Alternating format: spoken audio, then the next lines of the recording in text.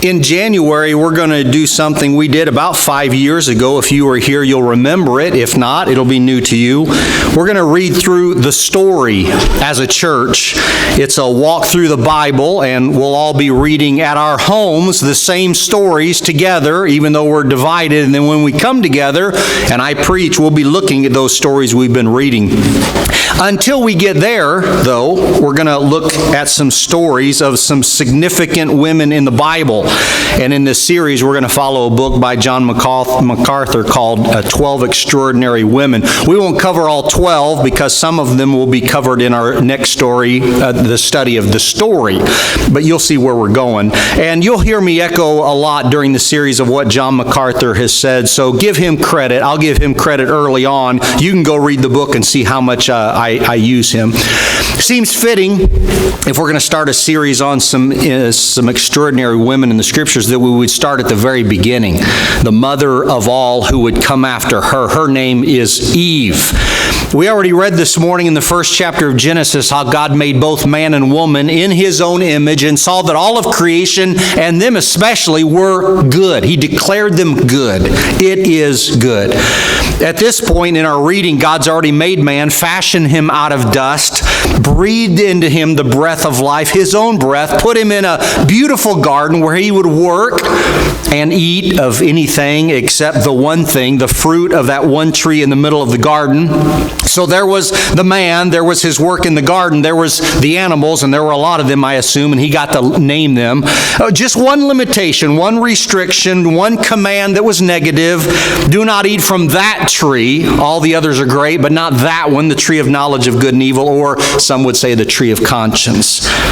They were warned, at least Adam was warned, and the warning spelled out the consequence. If you eat it, and the day you eat it, you will die. We move from the one restriction to the one downside, I guess, of living as the first man and the only man on the earth. And that is, as God said it, it's not good for man to be alone. And as He describes the problem, He also gives His own remedy for it. I will make a suitable helper for him. Then surgery began, put the man to sleep. I assume he slept comfortably. Took one rib from his body, closed him up again, and out of the one piece of man, He made woman. Now, when He brought her to him, it must have been something special. Adam saw her, and his words are, "This is now bone of my bones," literally, flesh of my flesh. She shall be called woman because she was taken out of man. I just think Adam's face would have said more than his words, because his words for us in English are confusing maybe.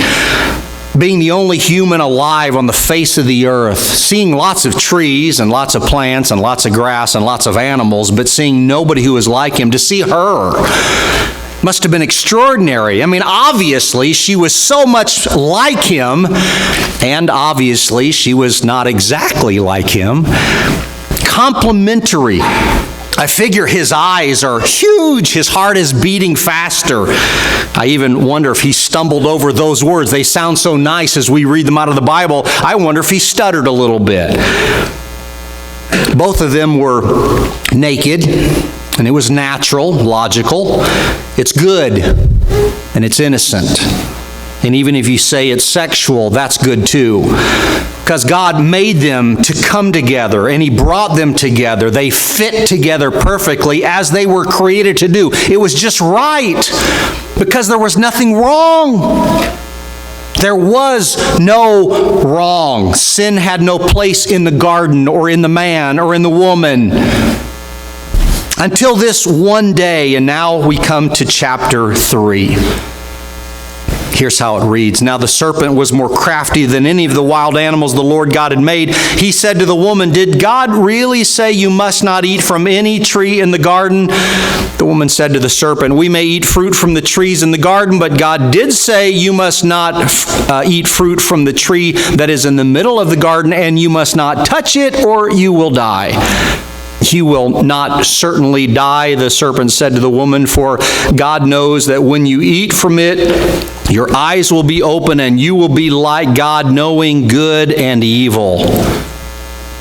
When the woman saw that the fruit of the tree was good for food and pleasing to the eye and also desirable for gaining wisdom, she took some and ate it, gave some to her husband who was with her, and he ate it, and the eyes of them were opened. And they realized that they were naked, so they sewed fig leaves together and made coverings for themselves. I think we can learn a lot from this conversation. First, don't talk to serpents. Strange, isn't it? She must have found it natural, but we think of it as odd. But really, don't entertain a conversation with the deceiver no matter what he looks like. Because that's exactly what he will do every time, deceive. And that's what he did to Eve, and we'll come to that later. But don't you read this and have some questions like, why is she talking to him? I mean, the greatest one of all is, did Adam and Eve even have a belly button? Ponder that for a while. But why a serpent? Why is she even talking to him? What is he doing there? Why now? Why to her and not to Adam? Where is Adam? Why isn't he right there taking the lead as he should, reminding her what the Lord said first to him that he probably told her? If he's near there or right there, that makes it even worse. Why isn't he standing up? Why isn't he saying something? Why isn't he speaking the truth, protecting his wife, telling the serpent, take a hike, doing the right thing? Adam blows the opportunity when he has the opportunity, but right now the focus is on Eve. The whole conversation is with Eve before we even learn that her name is Eve. Listen to the deceiver deceive. He starts with a question, and it's a good one. One, especially if you want to plant a seed of doubt in the hearer's heart. So he questions the woman, but really he's questioning God. He puts God on the defensive. He puts God on the stand. And as if God gave them all the trees and they couldn't touch, eat any of them? Satan first makes it sound like God is restrictive in every way, like all the trees are terrible, don't eat them. As Eve speaks the truth to answer his half-truth, she throws in some half-truth of her own, adding that they are not allowed to even touch the tree or the fruit. But then the deceiver moves from partial truths to an all-out lie. You will not surely die. And then muddies the water even more with some truths and some lies, enticing her to experience more than she has before. God surely didn't want them to be like him. They would be changed. They would have their eyes open. Surely you want that, don't you? You could be more like God, but they were already like God in the best way possible. But no, if you eat it, you would be better, wiser, experienced, mature, God-like. But sadly, as they ate it, they discovered they would become less like God and more like Satan.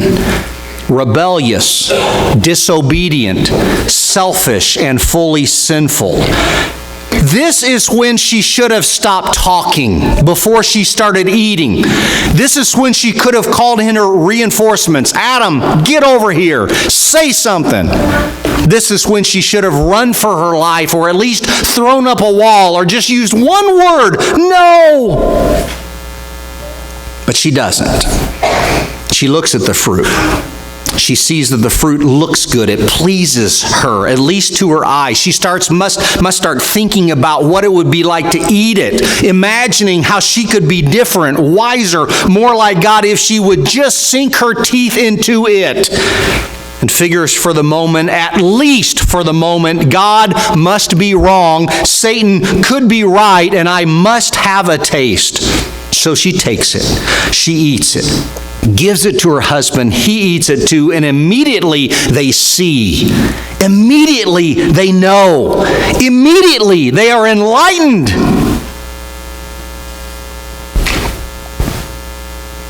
They see clearly for the first time. What was it? What did they see? What did they feel? What did they know? God was right. Satan's a liar. And it hurts. Sin, shame, guilt, regret, sin, shame, guilt, regret, sin, shame, guilt, regret, and a lifetime of going through those and wishing they could go back to the very beginning and just not do it. Sound familiar? They discover in a moment they're naked. It wasn't like they didn't know they were naked before, but this nakedness is different. It's profound. It's heavy. It stood for something else now. It's no longer innocent. It's weighted down with guilt. They saw themselves differently now and always would, and we're still seeing ourselves in this way, hating to be naked, really, because it's not so much that, it's deeper. It's bigger. Because as much as we want to blame Eve and then Adam for what they did, we have equally joined them in the transgressions. We have done what they have done. We have done no better. Some might even say worse.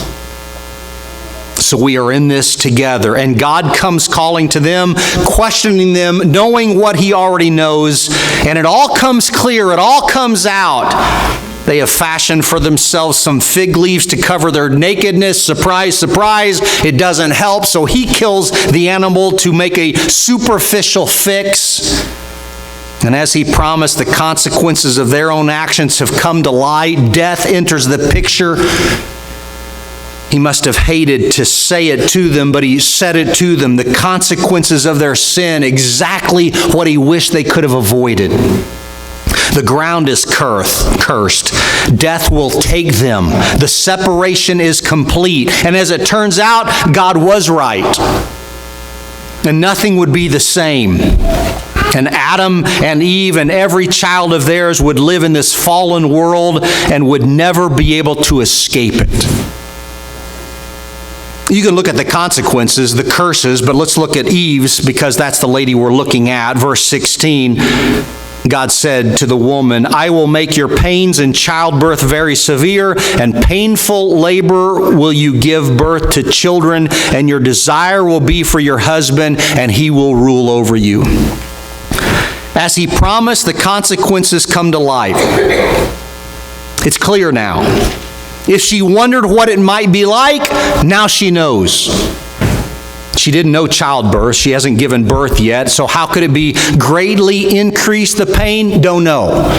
Nothing to compare it to, but now she would know the terrific pain of that moment. In the most beautiful experience, a woman giving birth to another human, the blessing would be coupled with the most intense pain, and it would be a curse. And the physical pain is always understood, but God seems to be getting at something even deeper here, because there would be pain and suffering in every relationship she would have. Sorrow would follow her and every woman after her. And even in the most intimate of relationships, the one especially with her husband, she will desire him, and in some ways there will be wrestling between them. She will want something from him, even if she has to take it, but will have to be in subjection to him. And every relationship after that was tainted by sin, even in the family, especially in the family. As she will have her first child in chapter 4, and her first child will bring her great joy and incredible sorrow, as her first child will eventually kill her second child, and she will have a third child to replace him. And the sorrow and the pain and the frustration and the anguish would follow her and every generation after her. But you almost have to go back to the curse before that curse to find the hope even among the cursings. Because as God said to the serpent, Satan, I will put enmity between you and the woman, and between your offspring and hers. He will crush your head, you'll strike his heel. The woman would produce children out of pain. She would give birth. Even her offspring would find pain. And all of them would disappoint God over and over and over. And the war would continue. Every child of every man and woman, everyone would enter into the battle between Satan and the children of God.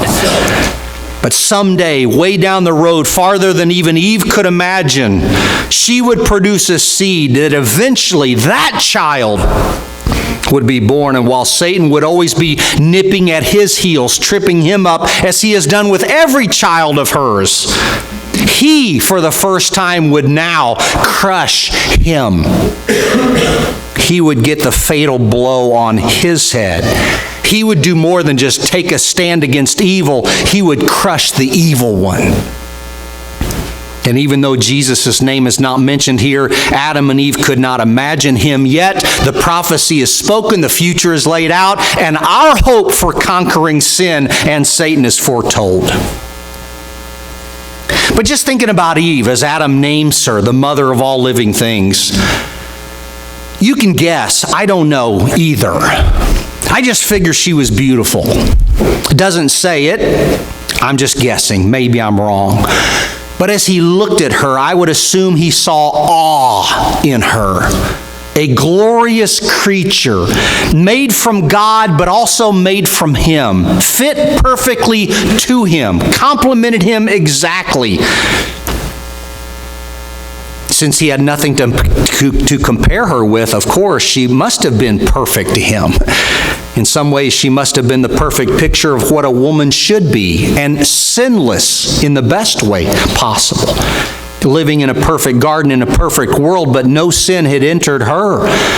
No one since her has been able to say it like that. Do you ever wonder what it must have been like to be sinless completely? To have no guilt, no shame, no regret, no problems, nothing? Wouldn't that be nice? And just think for her. No messed up self-perspective, no rotten body image, no complexes of any kind. There was no other woman to compare herself to and nobody she had to compete against. She looked at her body and didn't see all of the ways it should be better. Adam couldn't compare her with anybody else. It was perfect. It was perfect. But it appears it didn't take long to go south because she fails, and in the biggest way possible. And all who would come after her would experience it too. Not just the sin, but the cursings, the regret, the pain, the sorrow, the shame, the guilt. It's interesting, isn't it, that we don't know much about Eve? I don't mean just what she looked like, I mean what she was like. It focuses in on her fall, her failings, her sin. But what was she like? The personality, the look. What did she do? How did she enjoy her days? How important was her family? We get a glimpse of that. We don't even know when she died, how old she was, and how it all happened. I figure we can figure a little bit about it. How she went out of this world, let me take a stab at it. Let me guess. She died knowing that her sin cursed all of mankind. But she also went out knowing that her seed would one day be the redemption of mankind. Through her sin, all generations would lose hope. But through her generations, one would be born to bring hope to those who were stuck in sin. It's impressive, isn't it, when you think about the seed? We read earlier, if you were listening to Hebrews, before we shared the communion together, Jesus was tempted in every way just like we, but in one major difference. He experienced the same temptations we're plagued with, but one major difference. He might have heard the same whispers in his ears just like Eve did. He fought the temptation. One day it was a horrible battle, but he won. The difference is Jesus did not give in. He did not succumb. He stood firm. He did not sin. And because of that, he became the perfect example for us, the perfect sacrifice for us, the perfect comfort for us, even though we do sin. He knows what it's like to be tempted, and he can give us hope and comfort. So it leads to that last verse that we read. So let us then approach God's throne of grace with confidence so that we might find mercy, grace to help us in our time of need. Hey, maybe the biggest lesson in all of this story is don't be deceived by the deceiver. I know we have been. We've all been deceived. But just know him, how he does what he does, how he acts when he attacks. Understand his wiles, his schemes, his tools, as Ephesians pointed us to. It's not a pleasant subject, but you do a little study about Ted Bundy and it makes you sick. But you find out what he did. The details are horrific. Finally executed on January 24th, 1989. By that time, he had confessed to 36 women that he had killed. Some assume it was closer to 100, but we'll never know. One of his favorite ways to get a woman to trust him enough to take her and kill her was to act like he was hurt or helpless, pretending to be injured, asking for their help. Often he would wear a sling or have a leg in a fake cast, walking on crutches. He would use his charm, because lots of people described him as charming, to convince his victims to help him carry some books or load this couch or help him get this out of the car. And once he got him in the car, it was the end of them, and horribly so. Sadly, I figure more people are scared these days by a Ted Bundy-style mass murderer than they are Satan. Kids will dress up on Halloween like Satan, laughing. Ted Bundy makes us scared. It's time to switch those roles, maybe. Respect the tempter enough to stay away from him. Resist the devil and he'll flee from you. Don't let him stick around. You take the hike. You run. He sticks around long enough, and just use these words, "No," or "Get behind me, Satan." Just don't even be around for a conversation. He's a liar. Jesus said it's his natural native tongue. Don't believe his lies or his half-truths. And be careful even when he quotes Scripture, because he can. His purpose is not to help you. He's not hurt. He's not lame. He's not messed up. He knows exactly what he's doing. He wants to lie and steal and kill and destroy. So know it. And know the truth. Know what God has said and what God means by it. God's motivation is always pure. Even when you don't understand the purpose or the motive behind God, he's doing what is best for you. So trust him. Satan is not. Satan's best interest is to kill you. He will do it if he gets a chance. And if you sin, own up to it. Don't blame somebody else, certainly not God. Confess it. Change your ways. Start over. No need to push it off on anybody else. Take it. Own up to it like a man, like a woman. Grow up. Say it. I did it. Take responsibility for it and make the change. And know this, there's no way to fix your sin on your own. You can't do it. You try to do it, it turns out being fig leaves to cover the private parts. It doesn't do it. It doesn't work. Turn it over to the only one who can do it. God can do it.